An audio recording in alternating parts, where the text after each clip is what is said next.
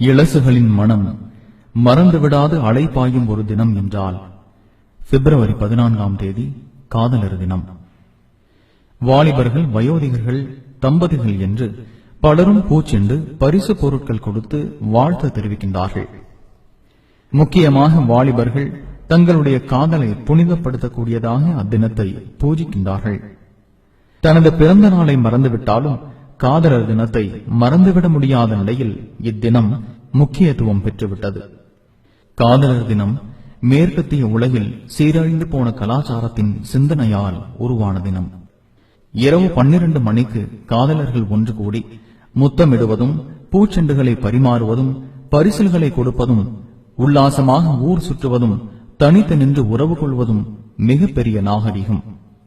நாளொரு வண்ணம் பொழுதொரு மேனியாக ஆண் பெண் உறவு, காதலர் காதலி என்ற உறவு மாறிக்கொண்டே இருக்கும். ஆண்களும் பெண்களுமாக தவறான முறையில் பலருடன் நட்புறவு கொள்வது சாதாரணமாகிவிட்டது. அதனை பிரதிபலித்து காட்டுவதுதான் மேற்கத்திய உலகின் காதலர் தினம். கற்பு, கன்னித்தன்மை பற்றி அங்கே யாரும் அலட்டிக் கொள்வதில்லை.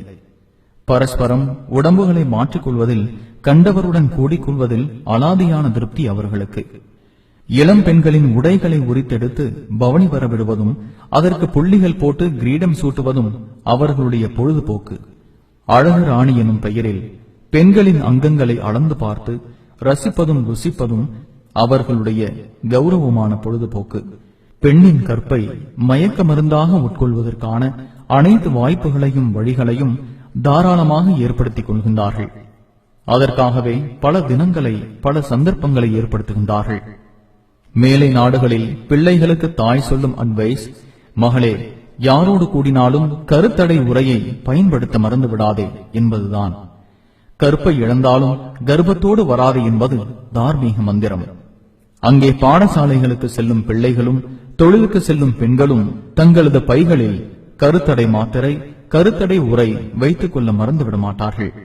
திருமணத்திற்கு முன் கன்னித்தன்மை இழத்தல், கர்ப்பம் தரித்தல், கர்ப்பத்தை களைத்தல், ஏன் குழந்தைகளை பெற்றெடுத்தல் எல்லாம் சர்வசாதாரணமாகிவிட்ட விஷயம். பெரிதாக அலட்டிக் கொள்வதில்லை. அப்பன் பெயர் தெரியாத குழந்தைகளும், அம்மா பாசமில்லாத பிள்ளைகளும் நாளுக்கு நாள் உருவாகிக் கொண்டிருக்கின்றார்கள். இவர்களது உல்லாச பொறியை தான் காதலர் தினமாக அறிமுகப்படுத்தியிருக்கின்றார்கள். மீடியாக்களும் ஜனரஞ்சக தினமாக அறிமுகப்படுத்துகிறது. சீரழிந்து போன ஒரு சமுதாயத்தின் நாற்றம் வீசும் கலாச்சாரத்தின் நாகரிக பெயர்தான் காதலர் தினம். நட்பு தூய்மையானது, ஆண் பெண் உறவு புனிதமானது, அதை கொச்சைப்படுத்தக்கூடாது என்று அழகிய வார்த்தையில் காதல் பற்றி பேசலாம், கதைக்கலாம், வாதிக்கலாம். ஆனால் நடைமுறையில் அது உண்மையல்ல என்று நிரூபிக்கப்பட்டு வருகிறது. காதலித்து கைவிடப்பட்ட எத்தனையோ அபல பெண்களை பார்த்திருக்கிறோம். கற்பை சூறையாடி குதூகலிக்கும் எத்தனையோ கயவர்களையும் கண்டிருக்கிறோம். ஏமாற்றப்பட்டு விட்டோம் என கதறி அழும் கண்ணியர்களையும் கண்டிருக்கிறோம். மானம் போய்விட்டதே என்று தற்கொலை செய்து கொள்ளும் அப்பாவி பெண்களையும் அன்றாடம் கேள்விப்பட்டிருக்கிறோம். மகள் ஓடி போய்விட்டாளே என்று உயிர் மாய்த்துக் கொள்ளும் பெற்றோரையும் கண்டிருக்கிறோம். கருவை கலைக்க சென்று மரணித்து போன பெண்களின் செய்திகளையும் படித்திருக்கிறோம். காதலியுடன் தனித்திருந்து சல்லாபித்த காட்சிகளை மறைமுகமாக புகைப்படம் எடுத்து வீடியோ செய்து பிளாக்மெயில் பண்ணும் காதலன் அதனை இன்டர்நெட்டில் விட்டு பணம் சம்பாதிக்கும் விஷயத்தையும் பார்க்கிறோம். காதலாலும் அதன் புனித தினத்தினாலும் உருவான விபரீதங்கள் தானே இவைகள். ஆணும் பெண்ணும் தனிமையில் சந்திப்பது, ஊர் சுற்றுவது, உலா வருவது என்பதுதான் காதல் என்றால், அதற்காகத்தான் காதலர் தினம் என்றால், அப்படிப்பட்ட தினத்தை இஸ்லாம் கண்டிக்கிறது. கற்பு என்பது புனிதமானது. அது ஆணுக்கும் பெண்ணுக்கும் பொதுவானது. இருவரும் கற்பை பாதுகாக்க வேண்டும் என இஸ்லாம் உத்தரவிடுகிறது.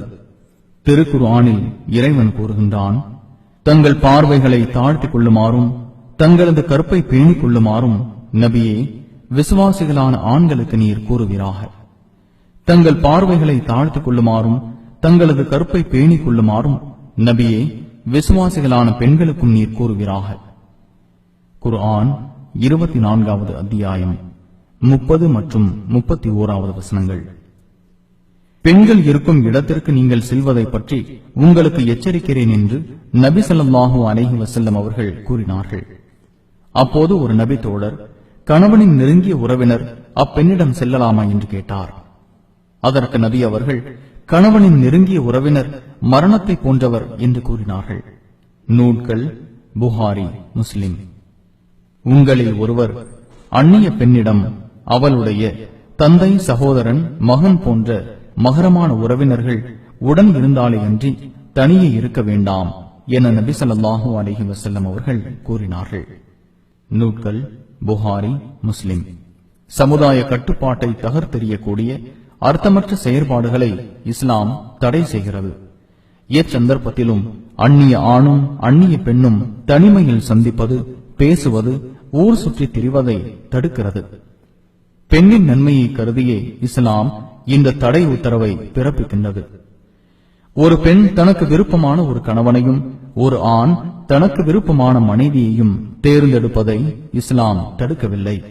பிள்ளைகளின் விருப்பப்படிதான் மனம் முடித்து வைக்க வேண்டும் என இஸ்லாம் கட்டளையிடுகிறது.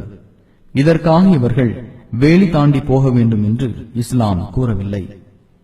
அந்நிய பெண்ணை பார்ப்பது, அவளை தொடுவது, அவளுடன் உட்காருவது விபச்சாரத்தின் பக்கம் கொண்டு போகக்கூடிய காரியம் என கண்டிக்கிறது. விபரீதம் ஏற்படும் முன்பு விளைவை பற்றி அறிவுறுத்துகிறது. அவசர தேவைகள் ஏற்பட்டாலும் ஆண் பெண் பேசக்கூடாது, தங்கள் தேவைகளை நிறைவேற்றிக் கொள்ளக்கூடாது என கூறவில்லை. அவ்வாறான சந்தர்ப்பங்களில் கற்புக்கு பங்கம் ஏற்படாதவாறு கண்ணியத்துடன் நடந்து கொள்ளுமாறு கட்டளையிடுகிறது. எனவே இஸ்லாம் கூறும் ஆண் பெண் உறவு பற்றிய விளக்கம் மிக தெளிவானது, புனிதமானது.